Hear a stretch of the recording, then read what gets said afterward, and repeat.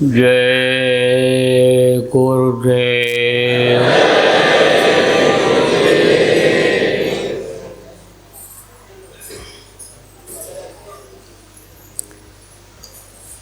सर्वसमर्थ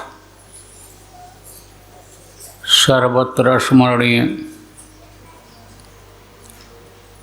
परम पूज्य गुरु जी महाराज, उपस्थित सभी साधक, सत्संगी, धर्म प्रेमी बच्चियों एवं बच्चियों, आज 21 अप्रैल 2024 प्रातः ध्यान भजन का अवसर आश्रम जय गुरुदेव नगर, इटियाथोक, गोंडा, उत्तर प्रदेश। अपने लोगों को गुरु महाराज की दया से सामूहिक यानी इतने लोग इकट्ठा होकर ध्यान भजन का अवसर जीवन में मिला। जब गुरु की दया होती है, प्रभु की अनुकंपा होती है, तब प्रेमी प्रेमी से मिलते हैं, गुरु चर्चा होती है, गुरु भक्ति की बात होती है और गुरु भक्ति बढ़ती है। गुरु भक्ति माने क्या होता है? गुरु के आदेश का पालन। तो जब गुरु भक्ति बढ़ती है तब आदेश का पालन हो पाता है। मनमुखता में गुरु के आदेश का पालन नहीं हो पाता। मनमुख किसको कहते हैं? जो मन कहता है वही करते हैं। देखो, आप लोग यहाँ आकर के बैठ गए, आपका मन लगा, आपने गुरु के आदेश का पालन किया, लेकिन जो नहीं बैठ पाए, नहीं आ पाए, उनका मन कैसे लगेगा भजन में? वो तो वहाँ भी नहीं बैठेंगे। मान लो यहाँ आते हुए भी कोई इसमें नहीं बैठे ध्यान भजन में, तो कैसे गारंटी ली जाए कि वहाँ भी बैठते ही होंगे? तो आपके ऊपर दया हुई, कृपा हुई और यहाँ इकट्ठा होकर के सुबह सुबह सामूहिक रूप से अपना काम बनाया आपने। अपना काम किसको कहते हैं? कहते हो मेरा घर है, मेरी दुकान है, मेरी खेती है, मुझे अपनी खेती संवारनी है, मुझे अपनी दुकान चलानी है, नौकरी निभाना है, नौकरी करना है, ये मेरा काम। जैसे इस तरह का यह एक काम दुनिया का काम है, अपना काम कहते हो। ऐसे जीवात्मा को अपने घर पहुंचाने का यह अपना काम है।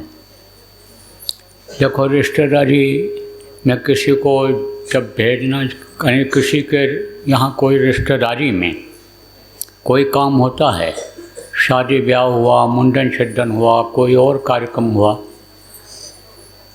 तो कोई दूसरा भी चला जाए, घर का मुखिया न जा पावे, कोई दूसरा भी चला जाए, तो मान लिया जाता है कि इस घर से देखो ये आए थे, ये हमारे रिश्तेदार फूफा जी नहीं आ पाए, मामा जी नहीं आ पाए, तो उनका लड़का आया, उनके भाई आए, बड़े मामा नहीं आए, छोटे मामा ही आए, तो मान लिया जाता है।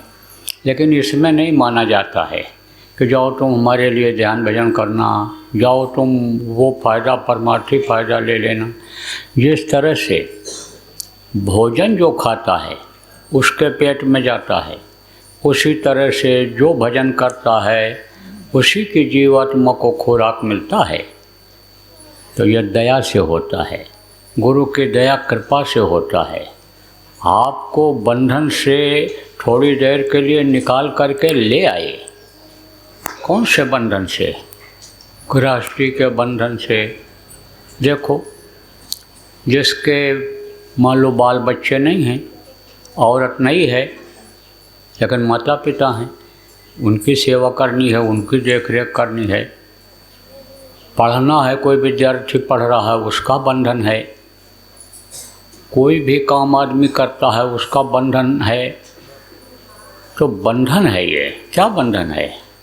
ये धन दौलत, कमाना ये बंधन है कि नहीं कमाओगे तो खाओगे क्या, परिवार वालों को क्या खिलाओगे, और कमाने खाने से बच गया तो उसकी रखवाली करना यह भी एक बंधन है। क्यों? क्योंकि मेहनत करके लाते हो और कोई चोर लेकर चला जाए, कोई छीन कर लेकर चला जाए तो तकलीफ़ होती है, बार बार वो चीज़ याद आती रहती है। और यह माया का ही पूरा पसारा है, यह संसार माया का ही बनाया हुआ है, माया का ही अधिकार है।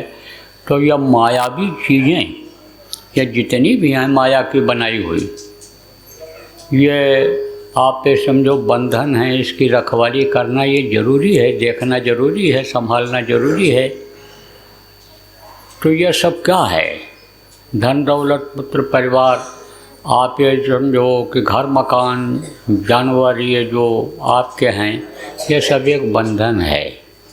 लेकिन इस बंधन से निकल आना ये समझो कि बहुत बड़ी भी बहादुरी का काम है। और ये बहादुरी कभी हो पाती है कि जब उस मालिक की दया होती है, कृपा होती है, तभी बंधन से आदमी निकल पाता है। और नहीं तो बंधे तुम गाढ़े बंधनान, पहला बंधन पड़ा देह का, दूसर तिरिया जान, तीसर बंधन पुत्र विचारो, चौथा नाती मान। और नाती क्या कहूँ नाती होवे, वाह को कौन ठिकान, धन संपत्ति और हाथ हवेली, यह बंधन क्या करूं बखान, चौलड़ पचलड़ सतड़ रसरी, बांध दिया तो है बहुवितान, और मेरे बिना तुम छोटो नहीं, दीते जी धर सुनो न कान। जैसा मैंने बताया आपको कि शरीर मिल गया, मान लो कोई नहीं है और बाकी कोई बंधन नहीं है, लेकिन ये शरीर तो है, इसका खाने का इंतजाम करना पड़ेगा, नहीं करना पड़ेगा। अभी मान लो यहाँ भंडारे चल रहे हैं, ये भंडारे न चलते तो खाने का इंतजाम करना पड़ता नहीं पड़ता। तो ऐसे ये भी एक बंधन हो गया। गर्मी ठंडी से बचाने के लिए वतन कहीं वही रहना पड़ेगा बरसात के समय पर, कि शरीर भीग जाएगा, बीमार हो जाएंगे। ठंडी से बचने के लिए कपड़े की ज़रूरत है, तो यह भी एक बंधन है। औरत आ गई, अब औरत आ गई तो जैसे पहले घूम रहे थे, जैसे पहले आज़ाद थे, कहीं बैठो कहीं उठो, कहीं रहो कहीं करो, तो अब देख रेख उसकी भी ज़रूरी हो गई। आज़ादी तो अब वो रहेगी नहीं पहले वाली। और लड़का पैदा हो गया तो वो भी तो जिम्मेदारी है। अरे भाई, गृहस्थी को जब पालो, गृहस्थ जब बनो तो उसका धर्म निभाओ। धर्म क्या होता है? गृहस्थ का धर्म ये होता है कि हम जिनसे जुड़े हुए हैं, हमारे जो आश्रित हैं, वो भूखे न रहें, वो नंगे न रहें, वो बिगड़ न जाएं। लड़के जो अबोध हैं, बालक हैं, उनको कोई ज्ञान नहीं है, वो बिगड़ न जाएं, इस चीज़ का ध्यान रखना पड़ता है। तो भी एक बंधन हो गया। बच्चे आज़ाद हो जाते हैं, माता पिता नहीं ध्यान देते हैं, वही चोर बन जाते हैं, वही डकैत बन जाते हैं, वही देखो वो माफिया बन जाते हैं, शराबी कबाबी यानी बन जाते हैं। वही बच्चे समझो कि अपराधी बन जाते हैं जो ध्यान नहीं देते। तो वो भी ध्यान देना ज़रूरी है, वो भी ज़रूरी है, भी तो एक बंधन है। और लड़के के लड़का पैदा हो गया तो समझ लो कि एक बंधन और हो गया। जैसे जेल में बंधन होता है, जेल में दीवारें होती हैं, कहते 7 ताले के अंदर बंद हो गए। किसी यानी जेल में कई दरवाजे होते हैं, आप समझो कई दीवार होती है, तो ये एक और बंधन हो गया। और धन दौलत ये हो गया, माल खजाना हो गया, आप समझो दुकान हो गई, महल हो गया। तो ये सब क्या है? देख रेख करो, रखवाली करो, कब्जा ना कोई कर ले, किराए पर दो, नहीं खाली करता है, मुकदमेबाजी करो। अब ये बंधन बढ़ता चला गया। चौलड़ पचलड़ सतड़ रसरी, काम क्रोध लोभ मोह अहंकार, ये सब क्या हैं? रजोगुण तमोगुण सतोगुण, ये सब क्या हैं? ये सब बंधन हैं। तो जीवात्मा इसमें बंधी हुई है, इनमें बंधी हुई है। वो जीना बंधन है, ये जो बंधन है जीना बंधन है, और ये मोटा बंधन है जगत का। अब ये बंधन कटेगा कैसे? पहले मोटा काटो, तब तो पतला कटेगा। मोटा आप ये समझो कि काट दोगे तो ये पतले भी यानी समझो कि कट जाएंगे। कटेंगे कैसे? आप इस देखो, मोटे बंधन जगत के गुरु भक्ति से काट। गुरु भक्ति किसको कहते हैं? गुरु के आदेश के पालन को गुरु भक्ति कहते हैं। देखो, जो कुछ नहीं जानते, एकदम मूर्ख जिनको लोगों ने कहा, किसको मूर्ख कहते हैं? जिसको कोई उठने बैठने की अकल नहीं है, खाने की अकल नहीं है, किसी को खिलाने की, एक गिलास पानी देने की अकल नहीं है, किसी को रास्ता नहीं बता सकता, किसी को खिला नहीं सकता, किसी की मदद नहीं कर सकता, कहते हैं बेकार है या मूर्ख है। लेकिन मूर्ख हृदय, मूर्ख समझो कि अगर है और वह भी अगर आदेश का पालन कर ले जाए, गुरु के आदेश का पालन कर ले जाए, तो वो विद्वान हो जाता है। वो ऐसी विद्या का जानकार हो जाता है कि ये सारी विद्याएं उससे आ जाती हैं, दुनिया की सारी जानकारी उससे हो जाती है। जिसको आध्यात्म विद्या कहा गया, जिसको परा विद्या कहा गया, जिसकी जानकारी प्राप्त करने के लिए प्रेमियों आपको रास्ता मिल गया, आपको ये सुमिरन ध्यान भजन की सीढ़ी आनी मिल गई कि इस पर चढ़ करके और आप ये समझ लो उस विद्या को पालो, उस प्रभु को की प्राप्ति कर लो, जो मिल गया ये विद्या है।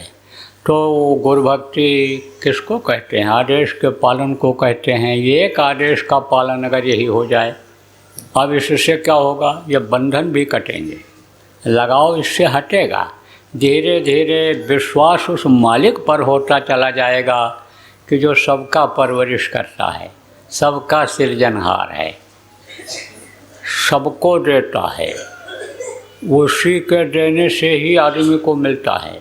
प्रारब्ध तो आदमी का जुड़ा ही हुआ है। कहते हो भाग्य में जो होगा वो तो मिलेगा ही, लेकिन जिसके भाग्य में नहीं है उसको भी मिल जाता है। जब यानी उसको खुश कर लेता है, किसको खुश कर लेता है? देने वाले को खुश कर लेता है।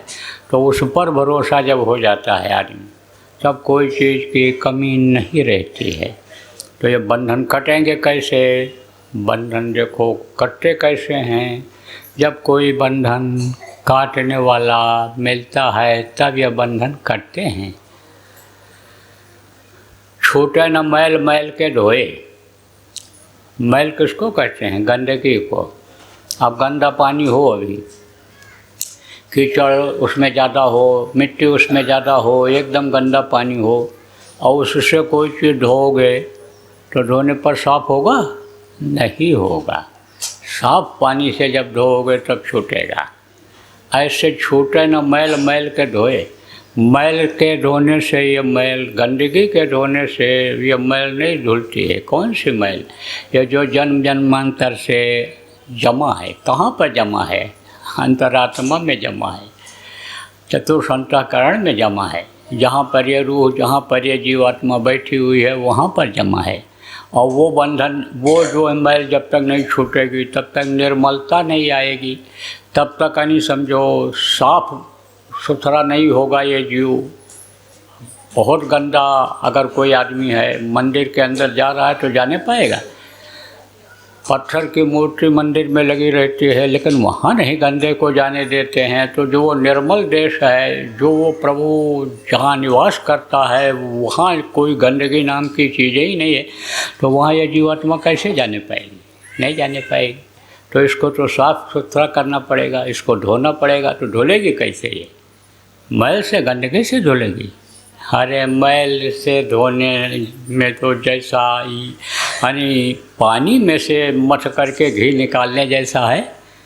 पानी को मथते रहो तो घी निकलेगा? नहीं निकलेगा।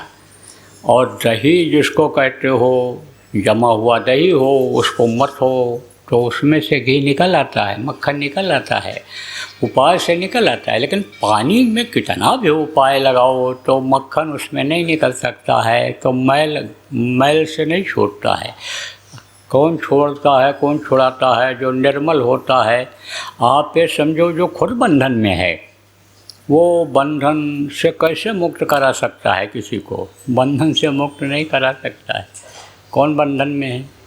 देखो जीव बंधन में, जैसा मैंने बताया, आप इसमें बंधे हुए हो, और जीवात्मा ये 4 शरीर में बंध है, वो भी बंधन है, अंदर का बंधन, बाहर का ये धन पुत्र परिवार का आपको बताया ये बंधन है। ऐसे जो ऊपरी लोक के हैं, अंडलोक के जो हैं, अंडलोक में कौन रहते हैं? ये पिंड लोक है, ये मृत्यु लोक है, ऊपर में अंडलोक है। तो अंडलोक में कौन रहते हैं? देवी और देवता रहते हैं, वो भी बंधन में हैं, वो भी मुक्त नहीं हैं। वो किस बंधन में हैं? वो अपने लोक में ही रह सकते हैं। जैसे आप भारत देश में रहते हो, अब आप उधर अमेरिका जाना चाहो, आप पाकिस्तान जाना चाहो, आप चाइना जाना चाहो, आप इधर आप थाईलैंड जाना चाहो, कहीं जाना चाहो दूसरे देश में, तो आप जा नहीं सकते हो। कब तक? जब तक आपके पास वीज़ा पासपोर्ट नहीं है, तब तक उधर नहीं जा सकते हो। अब वीज़ा में नहीं मिला, पासपोर्ट आपने नहीं बनवाया, तो दूसरे देश में आप नहीं जा सकते हो। ऐसे ही उनका वीज़ा पासपोर्ट का कोई सिस्टम ही नहीं है। जैसे कुछ देश ऐसे होते हैं वीज़ा नहीं देते हैं दूसरे देशों को, कुछ देशों को वीज़ा नहीं देते हैं। ऐसे समझ लो कि वहाँ ऊपर के लोगों का वीज़ा उनको नहीं मिलता है, तो वो उस बंधन में बंधे हुए हैं। वो बंधे हुए हैं, निकल नहीं सकते। वो ब्रह्मांड लोक में नहीं जा सकते, वो आपके यानी सतलोक अलखलोक अगमलोक में नहीं जा सकते हैं। वो भी बंधन में पड़े हुए हैं। अब कहते हो कि ये देवी हमारी मुक्ति कर देंगी, हमारे देवता मुक्ति कर देंगे, और वो भी देवी देवता जो कुछ दे सकते हैं उनको आप देख नहीं पाते हो। अरे देखा किसी ने इन बाहरी आँखों से देवी देवता को? किसी ने नहीं देखा होगा। देखा किसको? जो उनकी मूर्तियाँ बनी हुई हैं, पत्थर की हों, मिट्टी की हों, सोना चांदी की हों, किसी की भी हों, उनको आपने देखा। किसी ने कह दिया ये पेड़ में देवी हैं, पेड़ में देवता हैं, ये वहाँ गंगा जमुना में यानी देवी देवता हैं वहाँ, तो वही आपने देखा। अब वहाँ तो देख पाए नहीं आँखों से, बस खाली श्रद्धा जो आपके अंदर जगी, भाव जो बना आपके अंदर, प्रेम जो उनसे हुआ, उसी का फल आपको मिल पाया। लेकिन कहो कि हमको मुक्त कर देंगे, वो खुद बंधन में क्या मुक्त करेंगे? एक था ना वो कौन? राजा। तो राजा लोग बड़े काबिल होते थे, पढ़ाई वढ़ाई भी उनकी हो जाती थी उसी हिसाब से, अच्छे लोगों के बीच में उठते बैठते थे। ज़्यादातर यही होता था कि ख़ानदानी राजा होते थे। जैसे एक कोई राजा बन गया, अब उसकी जो औलाद होगी वही राजा होगी। अगर वो मान लो बच्चा नहीं पैदा हुआ उसके, तो गोद अगर लिया, तो ऐसे ही लोगों को गोद लेते थे कि जो उनके ख़ानदान के हों, कि जिनके अंदर राजसी अंश हो, जिनके अंदर संस्कार हो, उस तरह का संस्कार हो कि राजा महाराजा के यहाँ गए हों, मालूम हो उठते बैठते कैसे हैं, क्या करते हैं, इस तरह की जानकारी हो, तो उन्हीं लोगों को राजा बनाते थे।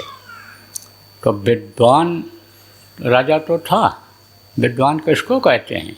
जो पढ़ लिख लेते हैं उनको विद्वान कहते हैं। लेकिन अंतर का बोध होना, अंतर का ज्ञान होना, वो किताबों में लिखा तो है, लेकिन उपाय बताने वाले की ज़रूरत पड़ती है। इसीलिए देखो जगह जगह स्कूल खुले हुए हैं, लाइब्रेरी जानते हो आप लोग, जहाँ किताबें रख दी जाती हैं और बच्चे जाते हैं पढ़ते हैं, तो लाइब्रेरी कहलाती है, पुस्तकालय कहलाया जाता है। किताबों का संग्रह, किताबों को इकट्ठा करके वो बनाया जाता है, संग्रह करके बनाया जाता है, उसको लाइब्रेरी पुस्तकालय कहते हैं। तो पुस्तकालय से ज्ञान नहीं होता है, पुस्तकालय से ज्ञान कौन कराता है? पुस्तक में जो लिखा रहता है समझाने वाला वो ज्ञान कराता है, जिसको आप मास्टर कहते हो, अध्यापक कहते हो, टीचर कहते हो, प्रोफेसर कहते हो, डीन कहते हो। वो लोग समझाते हैं उसको, वो पढ़ाते हैं, तब वो समझ में आता है। और बहुत कुछ किताब समझ में आ जाए तो किताबों में जो लिखा है उसको करना पड़ता है, और करने में जो बाधा आती है, जैसे प्रैक्टिकल होता है, प्रैक्टिकल में जो यानी बाधा आती है, तो उसके लिए लैब असिस्टेंट होते हैं, लैब के प्रोफेसर होते हैं, वो सिखाते हैं, बताते हैं कि ऐसा करो, तब उस चीज़ की जानकारी हो पाती है। किताब में पढ़ लिया तो पढ़ करके और कोई करने लग जाए उतना कामयाब नहीं होता है। इसीलिए कहा गया पढ़ना लिखना चातुरी, यह तो काम सहज, काम जलन मन बश करन, गगन चढ़न मुश्किल। यह काम वासना को वश में करना, क्रोध को वश में करना, लोभ मोह को वश में करना, यानी ये बड़ा कठिन काम है। पढ़ना लिखना चातुरी, यह तो काम सहज, काम जलन, काम को जलाना, काम को यानी कम करना, और गगन चढ़ना, ऊपरी लोकों में जाना, ये बड़ा मुश्किल का काम होता है। तो इसको कौन करता है, कराता है? जब कोई प्रैक्टिकल कराता है, जो रास्ता बताता है और रास्ते पर चलाता है, वही पार कर सकता है। जैसे ये अपने गुरु महाराज थे, जो देखो प्रेमियों, जिनका फ़ोटो लगा हुआ है, इन्होंने बहुत से लोगों को रास्ता बताया जीवात्मा के कल्याण का, उद्धार का, और रास्ते पर भी चलाया, मंजिल तक पहुंचाया भी। तो ऐसे को साथी बनाना चाहिए। तो राजा को इस बात की जानकारी तो हो गई कि अंतर में बोध होता है, अंतर में वो प्रभु दिखाई पड़ता है, इसी मनुष्य शरीर में ही मिलता है। तो मिलेगा कैसे? 84 से हम बचेंगे कैसे? 84 किसको कहते हैं? यही जन्मना मरना, कीड़ा मकोड़ा की योनि में चले जाना, सांप गोजर बिच्छू के शरीर में चले जाना, यह सब 84 कहलाता है। मनुष्य शरीर में आया, पैदा हुआ, मर गया, यह मनुष्य शरीर भी ये 84 में ही आता है। तो इसी 84 लाख योनियों में भटकना पड़ता है। तो इस चीज़ की जानकारी राजा को हो गई कि भाई 84 चौक जाएंगे तो 84 में फिर आना पड़ेगा, तो इससे मुक्ति कैसे मिलेगी? तो राजा के यहाँ लोग, विद्वान लोग जाते थे, विद्वानों से सवाल करता था, कोई कुल गुरु उनके जो थे उनसे सवाल करता था, अन्य लोगों, बहुत लोगों से कहता रहता था। तो जिससे राजा कहता, वो अपने अपने हिसाब से उसको कुछ न कुछ बताते ही थे, लेकिन राजा को संतुष्टि नहीं होती थी। करता भी वैसा था, जैसे किसी को तकलीफ़ हो और कोई कहते भाई कथा सुन लो, तकलीफ़ चली जाएगी तुम्हारी, चले जाओ वहाँ मज़ार पर चद्दर चढ़ाओ, चले जाओ वहाँ पिंडदान कर आओ, चले जाओ वैष्णो देवी में चुनरी चढ़ाओ। अब चला गया, कह दिया अयोध्या चले जाओ, तकलीफ़ दूर हो जाएगी सरयू में स्नान करने से, चले जाओ त्रिवेणी संगम पर, वहाँ प्रयागराज, वहाँ स्नान करोगे तकलीफ़ चली जाएगी, चले जाओ काशी बनारस, तकलीफ़ चली जाएगी। तो मरता क्या न करता, जाता है, लेकिन तकलीफ़ नहीं दूर हुई। तो तकलीफ़ को दूर करने के लिए तो बराबर उपाय करते ही रहना चाहिए। तो राजा की जो आंतरिक तकलीफ़ थी, खाने की, पहनने की, कोई चीज़ की दिक्कत राजा को नहीं थी, उसको तो लोग देवता की तरह से, भगवान की तरह से मानते थे, क्योंकि वो राजा धार्मिक था और प्रजा को अपना बच्चा समझ करके पालन पोषण करता था। किसी भी तरह से जनता को तकलीफ़ न हो, हमेशा इस बात की चिंता फिक्र करता रहता था, इसलिए जनता उसको बहुत मानती थी, पूजती थी। लेकिन तकलीफ़ अंदर से जो थी, वो तकलीफ़ जा नहीं रही थी। तब एक दिन बैठा हुआ था, तो जो उनके यहाँ के पुरोहित थे, जिनको गुरु की तरह से राजा मानता था, पिताजी के, उसके राजा के पिताजी के समय के थे, वो बुजुर्ग थे। तो एक दिन उनसे फिर कहा कि बताओ हमारी ये मानसिक तकलीफ़ कैसे जाएगी? बहुत खाने पीने की सुविधा हो, बढ़िया जगह हो, लेकिन चिंता हो, आदमी को फिक्र हो, तो वो न भोजन अच्छा लगता है और न आराम करने की जगह अच्छी लगती है। कोई भी सुख सुविधा, सम्मान, इज्जत जो भी उसके पास होता है वो अच्छा नहीं लगता है।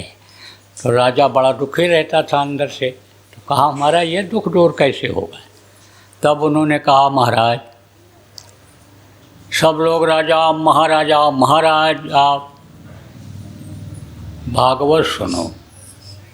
राजा परीक्षित का यानी मुक्ति हो गया था उनसे।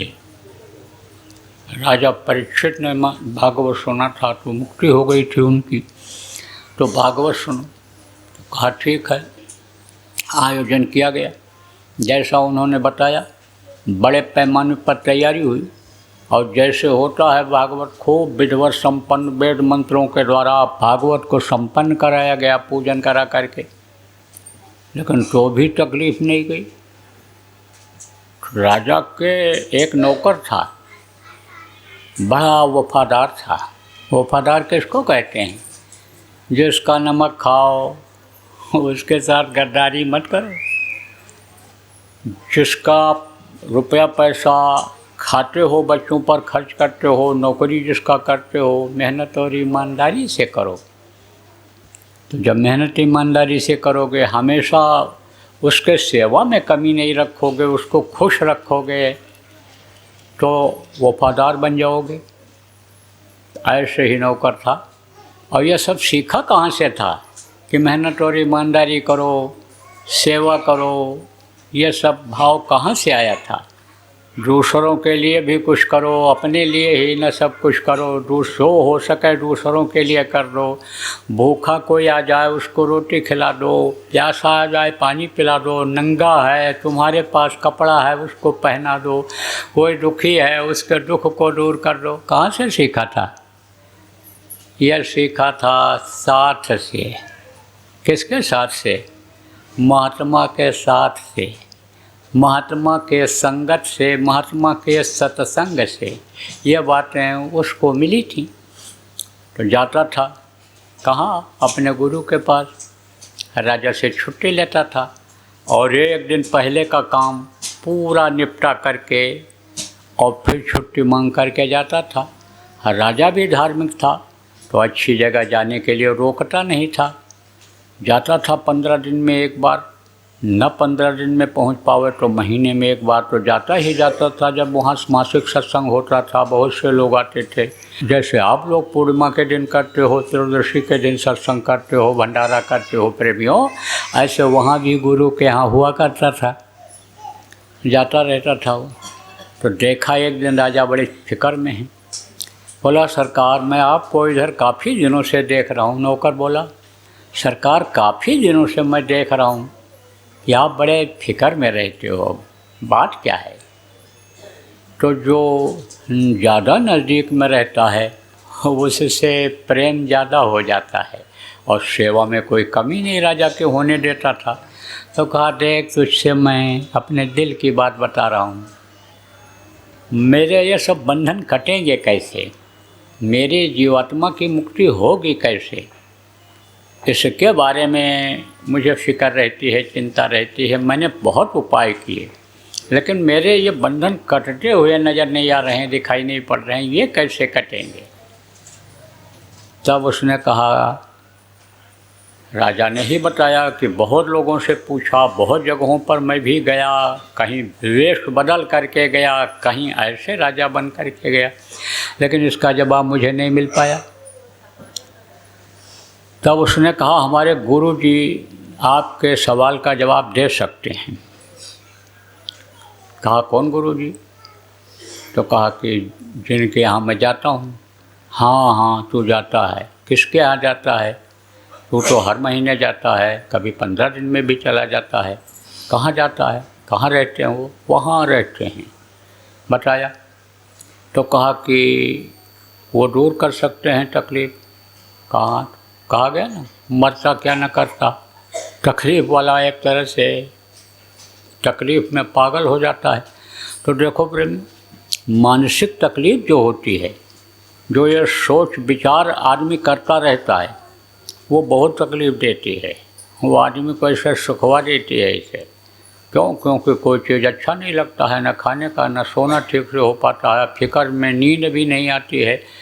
तो अन्य समझो कि राजा से उसने कहा सरकार हमारे गुरु जी दूर कर सकते हैं तकलीफ़ को। तो कहा कि गुरु जी दूर कर देंगे? बोले हाँ। तो कहा तो तू गुरु जी को बुला के ले आ। उसने कहा सरकार गुरु जी आएंगे नहीं। क्यों नहीं आएंगे? इसलिए कहीं जाते नहीं हैं वो। कहीं नहीं जाते हैं? कहाँ? कहीं नहीं, अरे कहीं नहीं जाते हैं। कहीं गए जब से हम जाने लगे तब से देखा कहीं जाते नहीं। अरे तो मेरे बुलाने पर भी नहीं आएंगे। तब हंसा, कहा सरकार वो तो बुरा न मानो तो मैं बताऊँ आपको कहूँ, हुजूर गलती माफ़ हो, जान बख्शो तो बताऊँ। बोले ठीक है बताओ। तो कहा वो तो खुद कहते हैं, राज दुआरे सार्वजन, 3 बात को जाएं, क्या सेवा क्या मीठा क्या मान। कहते हैं राजा के यहाँ किस लिए लोग जाते हैं कि मीठा खाने को मिलेगा, अच्छी अच्छी चीज़ खाने को मिलेगी, सम्मान मिलेगा, इज्जत मिलेगा। क्योंकि महात्मा राजाओं के यहाँ जब पहुँचते थे तो राजा स्वागत के लिए आगे आकर के लेके जा कर के बैठाता था, पैर धोता था, उनको खिलाता पिलाता, बढ़िया दक्षिणा दे करके आदर के साथ सम्मान के साथ विदा करता था। तो कहा कि हमारे नौकर ने कहा कि हमारे गुरुजी ये कहा करते हैं, सत्संग में सुनाया करते हैं कि महात्मा लोग 3 बात के लिए जाते हैं, माया यानी दक्षिणा मिलेगी, खाने को मिलेगा और मान मिलेगा, सम्मान इज्जत जिसको कहते हैं वो मिलेगा। तो हमारे गुरुजी को तो कुछ चाहिए नहीं। वो तो कहते हैं जिसको कुछ न चाहिए सोई शहंशाह, चाह गई चिंता गई मनवा बेपरवाह, यानी चाह चली गई आदमी की। देखो दुनिया की चीज़ों की इच्छा भी ख़त्म हो जाए तो बादशाह हो गए कि नहीं हो गए। दुनिया की चीज़ों की इच्छा जब पैदा करता है यह मन, तभी आप दौड़ते रहते हो, दिन रात दौड़ते रहते हो, सुमिरन भी नहीं कर पाते हो, भजन ध्यान भी नहीं कर पाते हो, सत्संगों में नहीं जल्दी आ पाते हो। तो दुनिया की ही इच्छा यानी समझो कि पैदा होने पर ये होता है। तो समझो कहा कि हमारे उनको तो गुरुजी को तो इसकी कोई इच्छा दुनिया की है नहीं, उनको तो केवल परमार्थ की इच्छा है और उसी में वो लगे रहते हैं अपने भजन भाव भक्ति में। जो उनके गुरु ने नाम दिया, मन तू भजो गुरु का नाम, जो गुरु ने नाम दिया उसी को वो जपते रहते हैं, भजते रहते हैं। तो कहा कि जा तू कहा मेरी तरफ से। कहा सरकार हम क्या कहें, अंदर से हमारी इच्छा नहीं कह रही है कि हम कहें और वो आवें, क्योंकि बार बार कहना ठीक नहीं है। जिस बात को बराबर वो कहते रहते हैं उस बात को मैं कैसे काट पाऊँ सरकार। ना आपकी बात काट पा रहा हूँ, ना उनकी बात काट पा रहा हूँ। मैं अब खुद फिक्र में हो गया, मैं करूँ तो क्या करूँ। भयगत सांप छछुंदर जैसी। भयगत सांप छछुंदर जानते हो? सांप जब छछुंदर को पकड़ लेता है तब वो न तो छोड़ता है न निगलता है। अगर निगल जाए, जिसको लील लेना कहते हो, लील जाए अगर तो मर जाएगा। क्यों मरेगा? बहुत जहरीली होती है छछुंदर। सांप जहरीला कम, छछुंदर जहरीली ज़्यादा सांप के लिए हो जाती है, तो मर जाता है। और अगर छोड़ दे तो वही छछुंदर गुस्से में आँख पर मारती है पंजा और आँख अंधा हो जाता है, सांप अंधा हो जाता है। तो सांप छोड़ता नहीं जल्दी, क्या करता है? दबाता है और दबाए रहता है। फिर देखता है मरी कि नहीं मरी, तब थोड़ा ढीला छोड़ता है, तब फिर आगे बढ़ने लगती है। जब जिंदा रहती है तब जब आगे बढ़ने लगती है तब फिर दबाता है, फिर दबाए रहता है, फिर देखता है। अब वो जब जब दबाएगा तब तक वो छू छू बोलेगी, दर्द करेगा, उसका बदन दर्द करता है, दबाता है जोर से। जब दांत जब उस पर चुभता है, जब दर्द करता है तब छू छू छू छू छू छू करती है। और दबाने के बाद छू छू करना जब बंद कर दिया और आगे बढ़ना बंद कर दिया आगे, तब समझ जाता है मर गई अभी, तब छोड़ करके फिर चला जाता है। ऐसे ही नौकर ने कहा भयगत सांप छछुंदर जैसी। हमारा हाल जो है छछुंदर जैसा हो गया, सांप और छछुंदर जैसा हो गया। सरकार आप मेरे पूज्य हो, आप मेरे मालिक हो, अब आप ही कोई रास्ता निकालो, आप ही कोई हमको जवाब दो, कोई सब बताओ, हम उपाय क्या करें। गुरुजी तो ऐसे आएंगे नहीं। तब फिर राजा ने कहा बोल तेरी इच्छा क्या कहती है, तेरी आत्मा क्या कहती है कि गुरुजी आएंगे कैसे।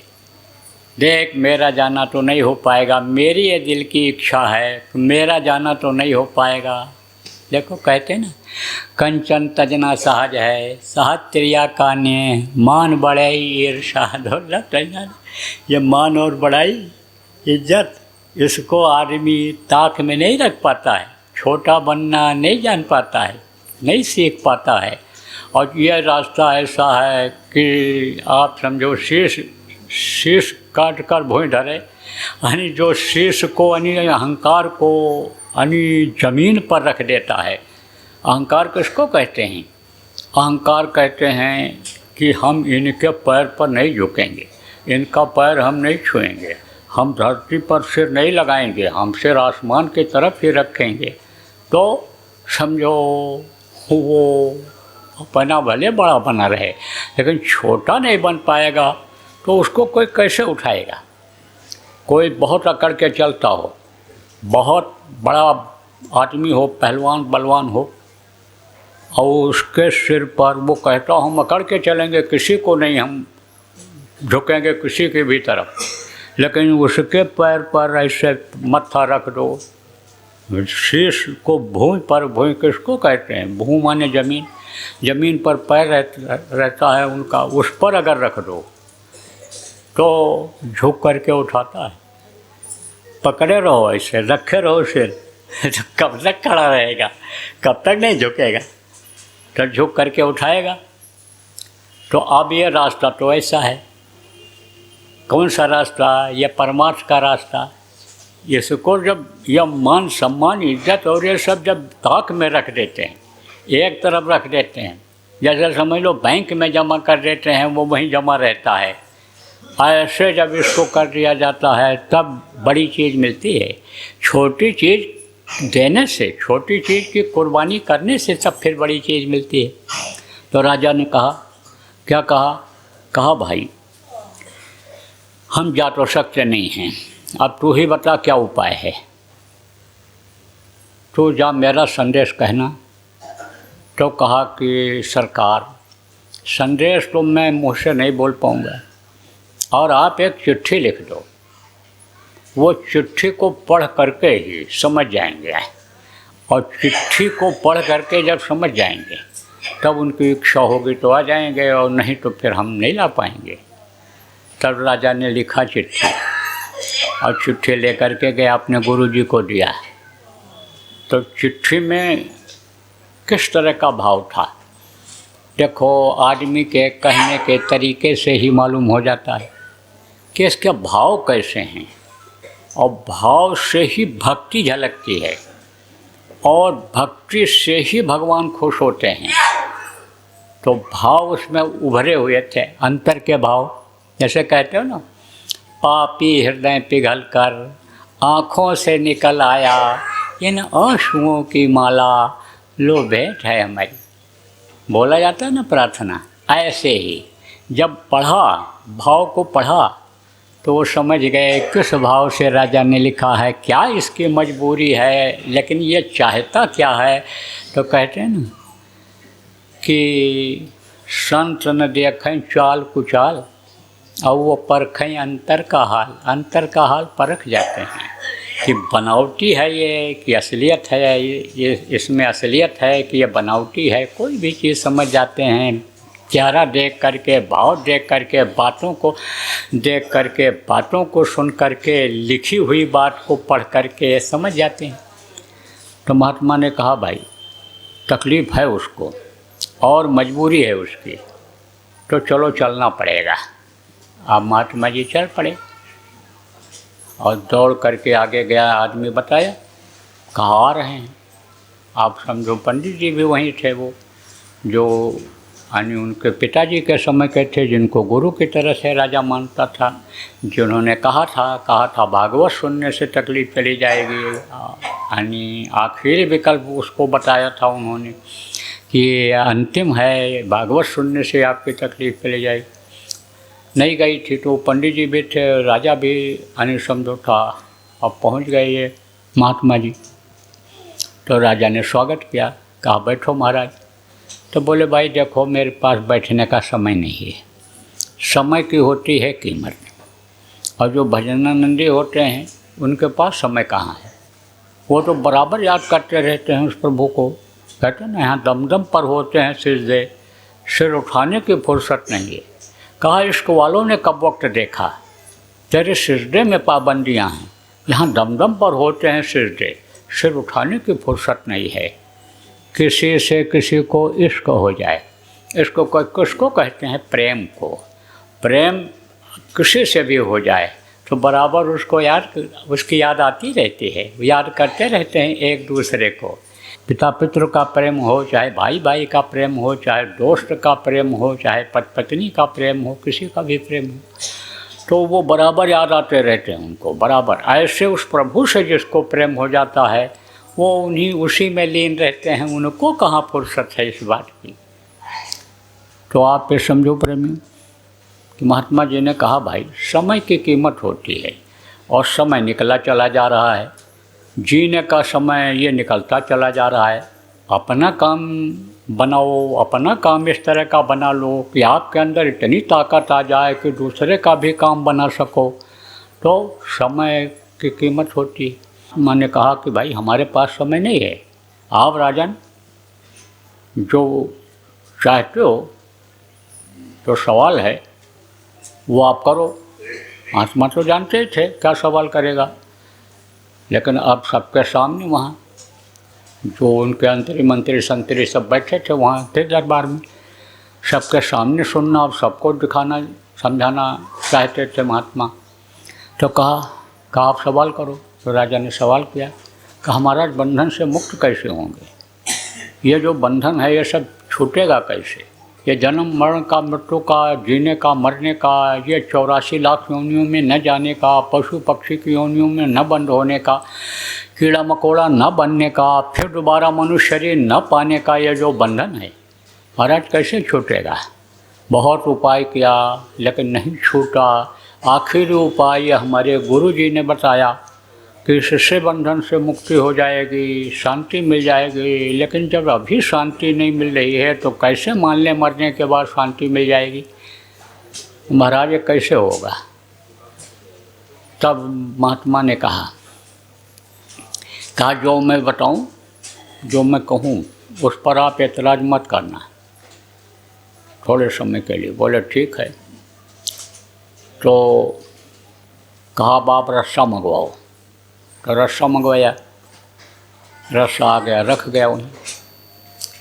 तब महात्मा ने कहा कि अब 1 मिनट के लिए आप अपना अधिकार हमको दे दो। राजा ने सोचा 1 मिनट का अधिकार दे दो, लेकिन चलो 1 मिनट में क्या कर पाएंगे? 1 मिनट तो निकल जाएगा, यूँ ही निकल जाएगा, ऐसे ही निकल जाएगा। तो कहा दे दिया 1 मिनट का अधिकार। तो कहा कि 2 रस्सा मंगाया था, तो वहाँ पर वो खड़े थे सिपाही लोग। तो कहे कि एक आदमी को कहा कि तुम इनको पंडित जी को बांधो रस्से से, और दूसरे से कहा कि तुम राजा को बांधो। अब सबको तो राजा का अधिकार मिल गया था। सब लोगों ने सुना कि 1 मिनट के लिए महात्मा राजा हो गए, इनके आदेश का पालन हमको करना है। पर फटाफट हाथ पैर बांध दिया दोनों का। किसने बांध दिया? वही जो उस समय राजपुरुष कहलाते थे, रक्षा करते थे, रक्षक जिसको कहते हैं, सिपाही जिनको आप कहते हो, उन लोगों ने बांध दिया। अब पंडित जी से कहा कि ये राजा हैं पंडित जी। बोले हाँ।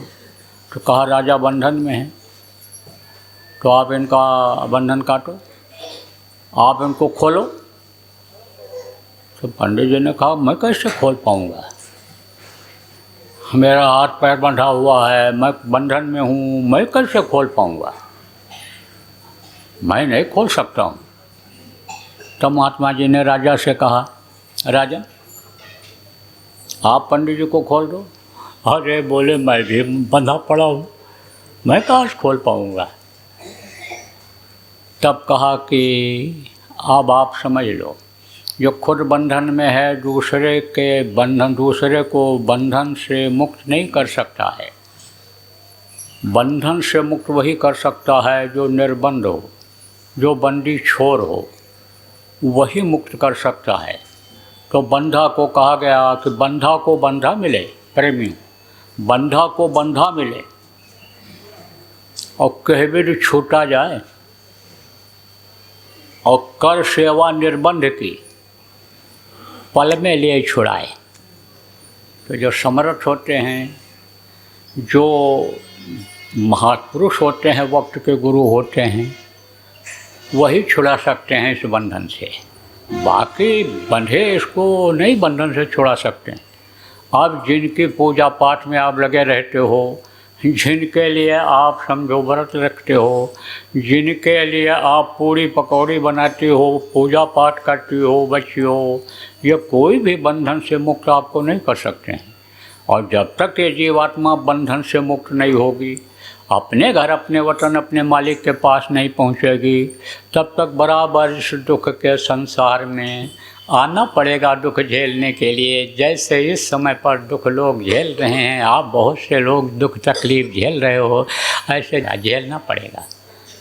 तो अब उपाय तो कुछ करना पड़ेगा। उपाय करोगे तभी तो मदद मिलेगी। अरे कुछ करोगे नहीं तो कैसे मदद मिलेगी? किसी को कहीं जाना है और कोई बैठा हुआ है, लेटा हुआ है, तो उसको उठा के कौन ले जाएगा? अरे कहते हैं भाई चल पड़ो, मददगार हम हो जाएंगे, हम तुम्हारी गठरी भी पहुंचा देंगे, बैग भी तुम्हारा पहुंचा देंगे, ज़रूरत पड़ेगी तो हाथ का सहारा दे करके तुमको ले चलेंगे, चलो आगे बढ़ो। अब कोई बढ़ेगा नहीं, बैठा रहेगा, पड़ जाएगा, तो कैसे मंजिल तक पहुंच पाएगा? ऐसे ही कहा गया, आदेश का पालन, गुरु के आदेश का पालन गुरु भक्ति होती है, और गुरु की फिर उसी में मदद मिल जाती है। ये ज़रूर कहा गया है कि बगैर गुरु के मदद के ये जीवात्मा ऊपर नहीं जा सकती है। बिन गुरु भक्ति के बगैर जीवात्मा ऊपर नहीं जा सकती है। ये बिल्कुल पक्की बात है। जगह जगह पर रोक है, जगह जगह पर वज्र क्यों आड़ लगी हुई है? तो गुरु को खुश करना जरूरी होता है। गुरु प्रसन्न, गुरु राजी तो करता राजी, काल कर्म की चले न बाजी। काल कर्म की कोई बाजी नहीं चलती है जब गुरु राजी हो जाते हैं। और गुरु जब राजी हो जाते हैं तो जो कठिन रास्ता होता है वो आसान हो जाता है, बहुत आसान हो जाता है जब गुरु भक्ति आ जाती है। और नहीं तो बगैर गुरु भक्ति के बहुत कुछ अनि समझो आप करते रहो उपाय, केटिक करो उपाय, और सदगुरु मिले तो उबरे, नहीं तो झट भटका खाए। जब सदगुरु मिल जाते हैं, खुश हो जाते हैं, तब कहा ना, बिन गुरु भक्ति शब्द में पचते, सो प्राणी तू मूर्ख जान। और शब्द खुलेगा गुरु मेहर से, खींचे सुरत गुरु बलवान। शब्द ही ये खींचता है, चुंबक की तरह से खींच करके ले जाता है, एकदम से तेज़ी से निकालता है इसको। रास्ते में भी कोई दिक्कत नहीं आती है। गुरु जो है जिस शब्द को पकड़ा देते हैं, उस शब्द से वो शब्द जो है खींच करके जीवात्मा को ले जाता है और परमात्मा तक पहुंचा देता है। जन्म मरण से आदमी छुटकारा पा जाता है। तो लक्ष्य आपको, उद्देश्य आपको प्रेमियों, अब दोबारा इस मृत लोक में, दुख के संसार में आना न पड़े, यह लक्ष्य बनाना है, यह सोच करके चलना है। तो मोटी बात आप ये समझो, गांव के सीधे साधे बहुत से लोग बैठे हो, सारी बातों को इसको नहीं समझ सकते हो, लेकिन मोटी बात आप ये समझ लो कि बराबर अगर आप लोग जितना जो कर सकते हो सेवा करते रहो, शरीर से, मन से, धन से जो सेवा होती है संगत की, बराबर उसको करते रहो। और भजन करते रहो, ध्यान करते रहो, सिमरन करते रहो। 24 घंटे में से समय ज़रूर इस काम के लिए निकालते रहो।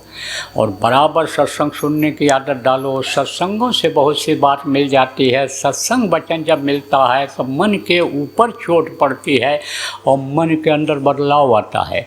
और नहीं तो मन एक तरफ जिधर बह जाता है, एक तरफ जिधर लग जाता है, वही काम कराता है। इसलिए मन को इधर भी लगाने की ज़रूरत है। सत्संगों में आने की, सत्संग सुनने की, सेवा करने की, सेवा करके व्यवस्था बनाने की, यानी समझो के लिए भी समय देने की ज़रूरत है। तो बोलो जय गुरुदेव, जय गुरुदेव। मेरा के नजर करो मेरी ओर, मेरा के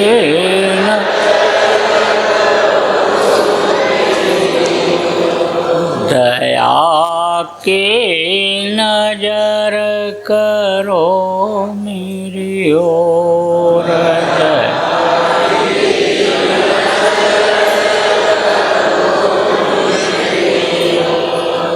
निश दिन तुम्हें निहारूं सतगुरु निश।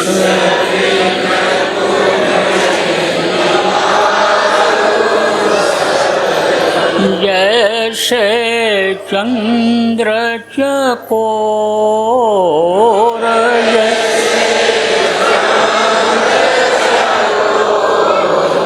दया के नजर करो मेरी ओर।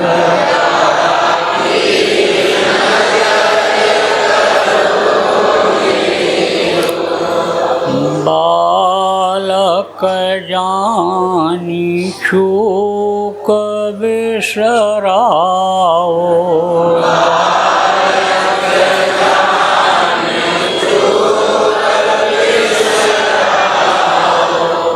आया शरण अब मैं तो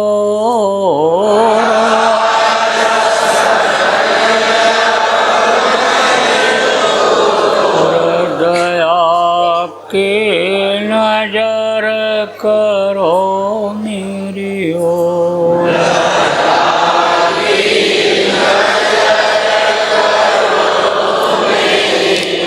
सदा दयालु स्वभाव तुम्हारा।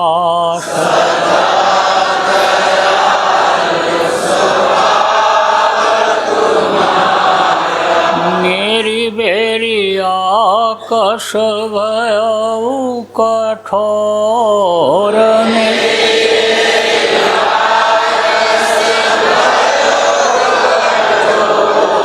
दया के नजर करो मेरी ओर।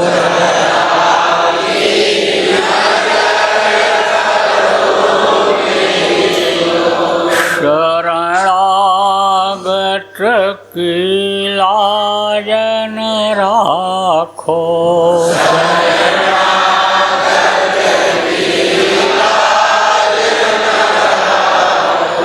मोसो पतित अब जाएं कहीं और।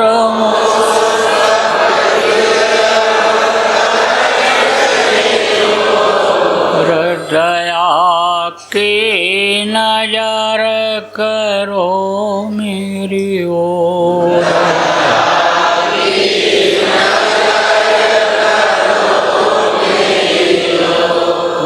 हर के नजर करो मेरी ओर।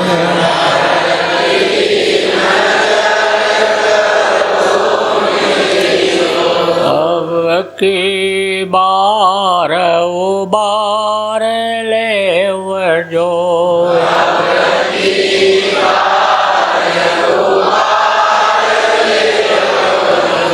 फिर न डरब पग यही मगओर वीर।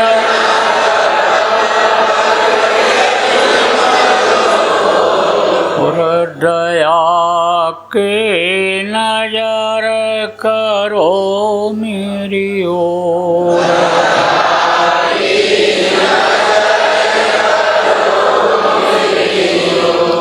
हर के नजर करो मेरी ओर।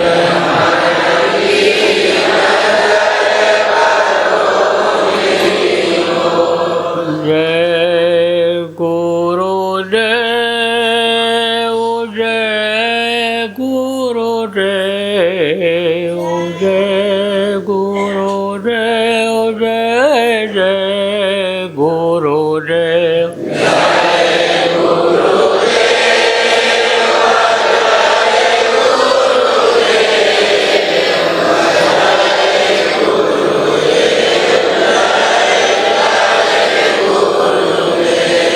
जय गुरुदेव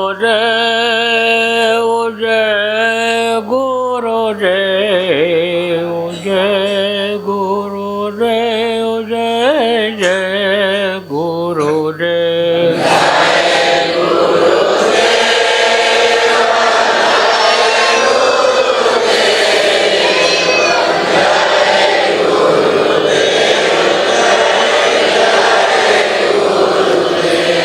जय गुरुदेव, जय गुरुदेव।